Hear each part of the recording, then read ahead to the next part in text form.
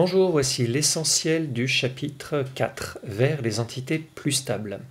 Alors pour obtenir des entités plus stables, eh bien on va être amené à voir comment les électrons se répartissent autour d'un atome afin de connaître leur stabilité et voir comment ils vont acquérir une meilleure stabilité. Alors la configuration électronique nous montre comment les électrons sont répartis autour du noyau, suivant des couches qu'on va noter 1, 2, 3 et ainsi de suite, et des sous-couches à l'intérieur des couches qu'on va appeler S, P, D et ainsi de suite. Alors en seconde, on va juste utiliser les deux premières sous-couches S et P. Et donc la connaissance de la couche et de la sous-couche pour un atome en particulier va nous permettre de faire le lien aussi avec sa position dans la classification des éléments que vous avez forcément déjà vu.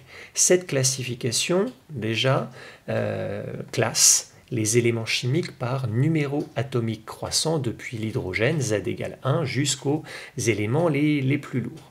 Maintenant, vous voyez qu'il y a des lignes et des colonnes et on va donc évoquer et expliquer la position des éléments dans ce tableau. Quelles sont les règles de remplissage pour la configuration électronique? Une sous-couche S va contenir au maximum 2 électrons. Une sous-couche P, quant à elle, pourra contenir 6 électrons. L'ordre de remplissage, on commence par la première couche, 1, qui elle peut contenir une seule sous-couche. La première, donc S, on parlera d'une sous-couche 1S. Et donc comme c'est une sous-couche S, elle peut contenir 2 électrons. Ensuite, on passe à la deuxième couche, qui correspond à la deuxième période ou la deuxième ligne du tableau. Cette deuxième couche peut elle contenir 2 sous-couches. Une sous-couche S, qui s'appellera donc 2S, et une sous-couche P qui s'appellera 2P. Et puis ensuite, on passe à la troisième couche, et ainsi de suite. Prenons un exemple pour bien montrer les choses juste avant. Tous les éléments chimiques dont la dernière sous-couche entamée est une sous-couche S, que ce soit 1S, 2S ou 3S, l'élément appartiendra à une partie du tableau qu'on appelle le bloc S, et vous pouvez constater que ce bloc S contient 2 colonnes, tout simplement parce qu'une sous-couche S ne peut contenir que 2 électrons au maximum. Et puis à côté, sur la droite du tableau, on a le bloc P qui correspond à tous les éléments chimiques dont la dernière sous-couche entamée est une sous-couche P, que ce soit 2P ou 3P. Et donc ce bloc P contient 6 colonnes, puisque une sous-couche P peut contenir 6 électrons. Prenons donc un exemple, celui de phosphore, numéro atomique Z égale 15. On parle des atomes ici, donc électriquement neutres. Z, c'est le nombre de protons. S'il y a 15 protons, il y aura donc 15 électrons. Et nous allons donc répartir ces 15 électrons en partant donc de la sous-couche la plus proche du noyau, la sous-couche 1S, qui elle ne peut contenir que 2 électrons, donc on la remplit totalement. Et on a 15 électrons à répartir. Donc là, il y en a 2 sur la sous-couche 1S. On va passer à la deuxième couche, qui contient donc une sous-couche 2S qui va être complètement remplie et une sous-couche 2P qui elle aussi va être complètement remplie, puisque 2S de 2P6 ça fait 8 électrons de plus, on arrive donc à 10 sur les 15 qu'il y a à répartir. Les 5 derniers électrons vont donc se répartir sur, dans un premier temps, la sous-couche 3S complètement remplie avec 2 électrons, et les 3 derniers vont donc arriver sur la sous-couche 3P, ce qui donnera donc 1S2, 2S2, 2P6, 3S2, 3P3. Voilà ce qu'est la configuration électronique du phosphore. On a donc dans cette configuration 2 couches qui sont complètement saturées, la couche 1 et la couche 2, et ce qui va nous intéresser plus particulièrement, c'est la dernière couche, celle qui est donc la plus éloignée du noyau. Ici, c'est la couche numéro 3, on lui donne le nom de couche de valence, qui contient donc des électrons qu'on va qualifier également d'électrons de valence, et en l'occurrence ici, il y a 5 électrons de valence pour le phosphore. Je vous ai dit tout à l'heure, il y a un lien entre la configuration et le positionnement de l'élément chimique dans le tableau. Donc à partir de la configuration, sans connaître le tableau par cœur bien sûr, on est capable de dire dans quelle ligne et quelle colonne se situe le phosphore. La dernière couche entamée, c'est la couche 3. Ça veut tout simplement dire que le phosphore se situe dans la 3e ligne du tableau. Donc ici en bleu. D'autre part, la dernière sous-couche entamée, c'est la sous-couche 3p qui contient 3 électrons. Cela veut donc dire que le phosphore se situe dans la 3e colonne du bloc P. Mais le bloc P, attention, il ne suit pas. Là, on a une représentation tronquée partielle de la classification. Le bloc P ne suit pas le bloc S, parce que si on représente beaucoup plus d'éléments chimiques, il y a un bloc entre les deux, mais qui commence plus tard, seulement à la 4e ligne. C'est le bloc D qui lui contient 10 colonnes. Voilà pourquoi de la colonne 3 à la colonne 12, pour l'instant, on n'a rien. Donc le bloc P commençant à la 13e colonne, la 3e colonne du bloc P, c'est la 15e colonne du tableau.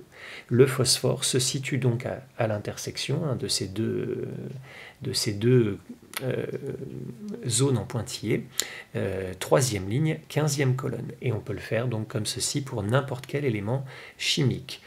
On constate donc dans cette colonne que dans celle du phosphore, tous les éléments chimiques, donc c'est le cas aussi de l'atome ici d'azote, contient 5 électrons de valence, 3s2, 3p3, mais là ici c'est 2s2, 2p3, et donc ces éléments chimiques qui possèdent le même nombre d'électrons de valence vont avoir des propriétés chimiques semblables, et ils forment donc ce qu'on appelle une famille. Donc il existe des familles, une famille pour chaque colonne de la classification. Vous avez une famille à connaître, c'est la toute dernière de la classification qu'on appelle la famille des gaz nobles, et cette famille, on va en reparler juste après, elle a une particularité. Parlons maintenant de stabilité des entités chimiques, et on va commencer par les atomes. Les atomes, qui sont les plus stables? Eh bien, ce sont justement ceux dont je viens de parler, ceux qui appartiennent à la famille des gaz nobles. Ils ont la particularité d'avoir une couche de valence, c'est-à-dire la dernière couche, qui est complètement saturée. Donc ici, pour l'hélium, la dernière et la seule couche, c'est la couche 1, donc qui contient qu'une seule sous-couche 1s, 1s2, donc on est complètement saturé, complètement rempli. Pour le néon, la couche de valence, c'est la couche 2, et vous voyez qu'il y a bien 2s2, 2p6, tout est rempli. Pour l'argon, la dernière couche, c'est la couche 3, 3s2, 3p6. Donc, on a affaire à des éléments chimiques qui ont absolument tous les électrons pour saturer leur dernière couche. Ils sont, pour cette raison-là, extrêmement stables et n'ont aucun intérêt à interagir avec d'autres éléments, ce qui leur donne une très faible réactivité. Les autres éléments chimiques, quant à eux, sont moins stables que ces gaz nobles, et ils vont tout faire pour avoir une configuration électronique qui va ressembler aux gaz nobles et ainsi leur apporter de la stabilité, ce qu'on appelle les règles de stabilité. Ainsi, autour de ces éléments qui tendent à se stabiliser, on y retrouvera soit une configuration qui ressemble à celle de l'hélium avec seulement 2 électrons qui forment ce qu'on appelle un duet, ou bien les éléments plus gros qui, eux, auront comme configuration une qui ressemble au néon, à l'argon ou autre, avec 8 électrons sur leur couche de valence. Ces 8 électrons forment ce que l'on appelle un octet. Pour atteindre cette stabilité, 2 possibilités s'offrent à un élément chimique. Soit, directement, il va gagner ou perdre un certain nombre d'électrons pour former ce qu'on appelle un ion, et en l'occurrence ici un ion monoatomique formé à partir d'un seul atome. Voyons ça à partir de 2 exemples, c'est pas difficile. Commençons par le magnésium, qui est ici. Le magnésium a pour configuration électronique 1s2, 2s2, 2p6, 3s2. Et on voit que sur sa couche de valence, la couche 3, il y a 2 électrons.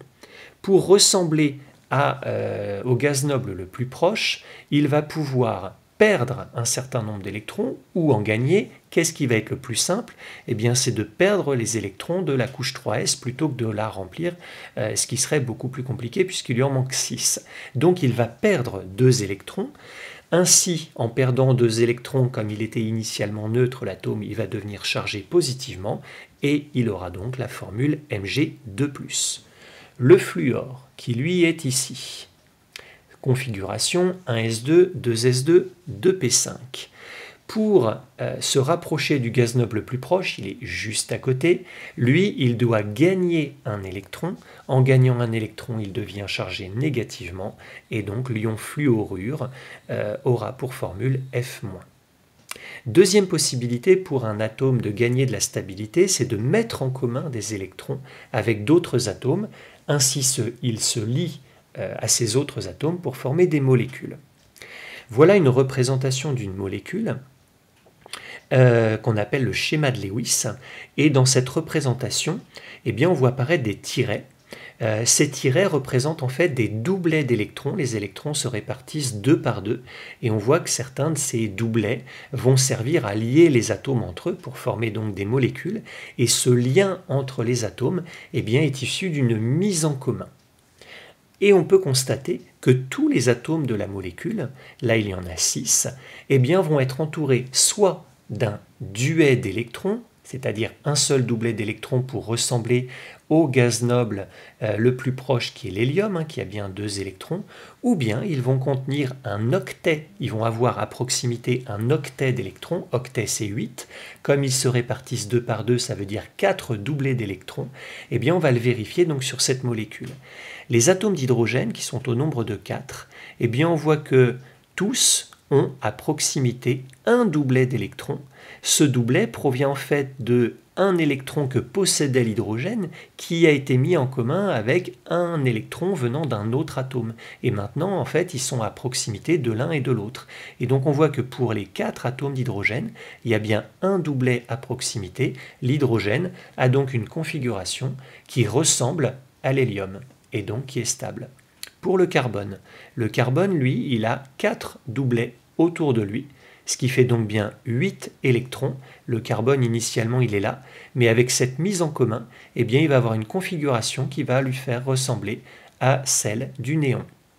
Et enfin, l'oxygène, lui aussi possède 4 doublets autour de lui, mais qui n'ont pas la même nature. Mais peu importe, ça reste un certain nombre d'électrons, 8 électrons. Et donc ces 8 électrons, c'est du S2P6, peu importe la ligne, bon là en l'occurrence c'est la deuxième ligne, mais ça fait du S2P6 en termes de remplissage, donc une configuration électronique qui est stable. Alors la distinction entre les différents doublets, ceux qui servent à relier les atomes entre eux sont appelés des doublets liants, et ceux qui ont une autre propriété, qui ne servent pas à relier, eh bien on les appelle des doublets non liants, mais peu importe, quand on cherche à vérifier la stabilité des atomes dans une molécule, il faut compter le nombre de doublets qu'il y a autour de chacun des atomes.